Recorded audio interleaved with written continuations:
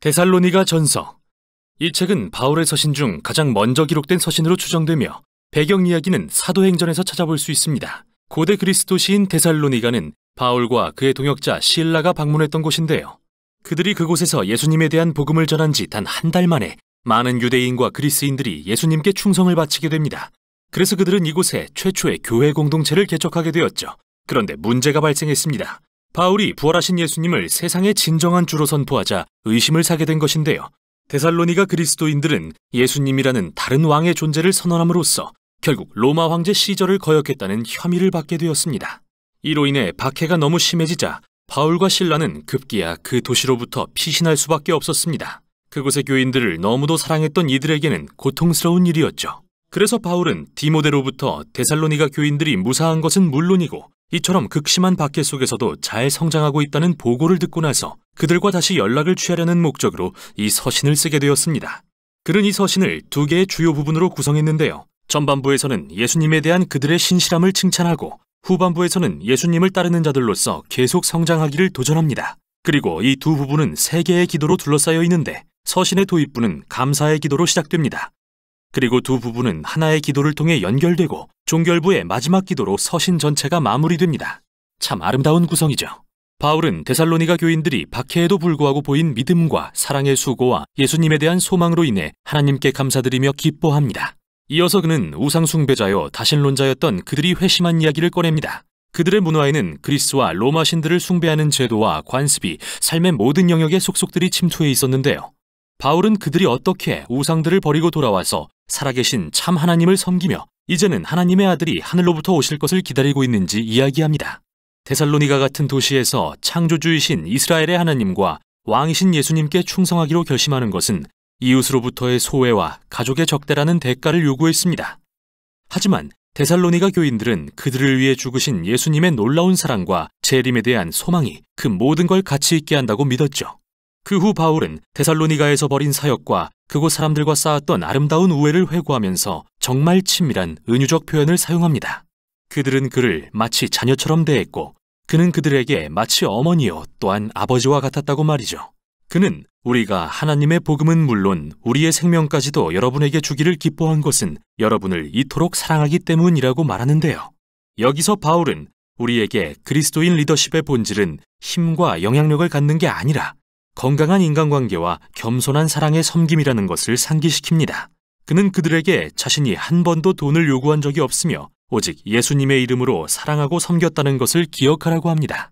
이어서 바울은 그들이 받는 같은 핍박에 대해 곰곰이 생각합니다. 예수님이 그분의 동족에게 거절받고 죽임당하신 것처럼 지금 바울은 자기 동족 유대인들의 박해에 데살로니가 교인들은 그들의 동족 그리스인들의 적대에 직면하고 있는데요. 바울은 그들이 함께 받는 이 고난이 예수님의 생애와 죽음의 이야기에 동참하는 방법이라는 사실을 알므로써 특별한 위안을 얻게 합니다.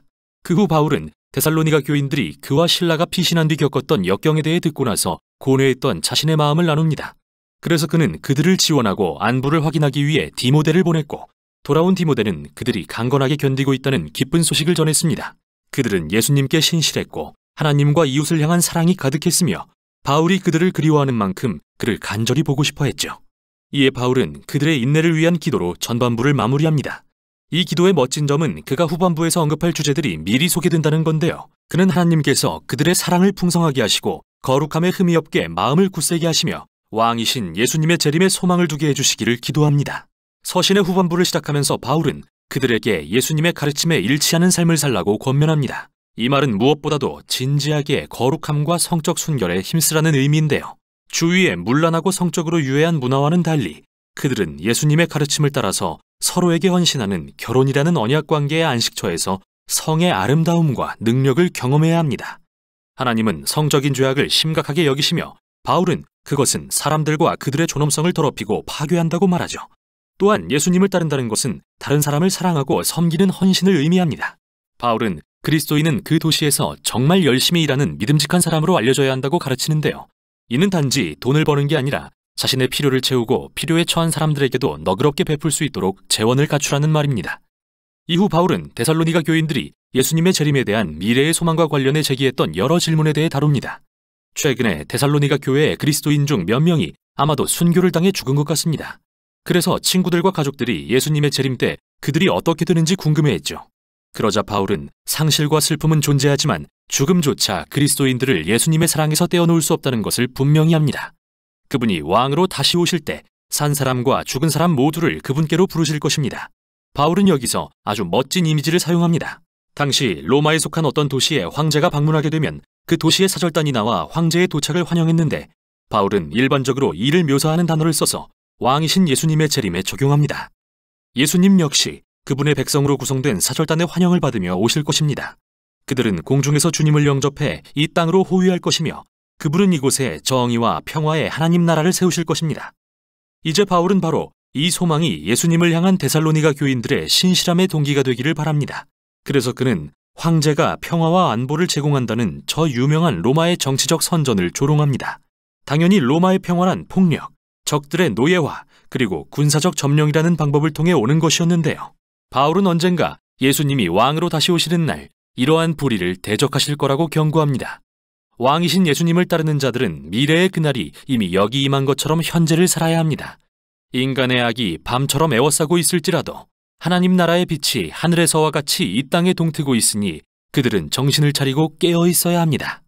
바울은 서신을 시작할 때처럼 하나님께서 그들의 삶을 거룩하게 물들이시고 왕이신 예수님이 다시 오실 때까지 구별하여 온전히 헌신되고 흠이 없게 지켜주시기를 소망하는 기도로 이 모든 권면을 마무리합니다. 데살로니가 전서는 맨 처음부터 우리에게 예수님을 왕으로 따르는 것은 진정으로 문화에 역행하는, 즉 거룩한 삶의 방식을 낳는다는 사실을 상기시킵니다. 이는 때때로 사람들의 의심과 이웃과의 갈등을 야기할 것입니다. 그러나 예수님을 따르는 자들은 그러한 적대에 언제나 사랑으로 반응하고 반대에도 은혜와 너그러움으로 맞서야 합니다.